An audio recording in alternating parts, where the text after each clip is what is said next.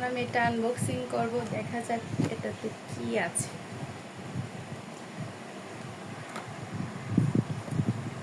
Wow,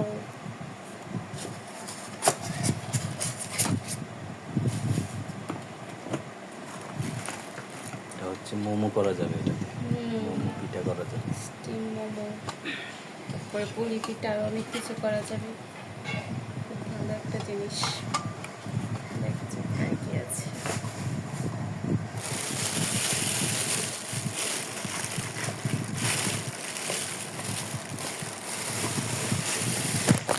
wow, rice cooker.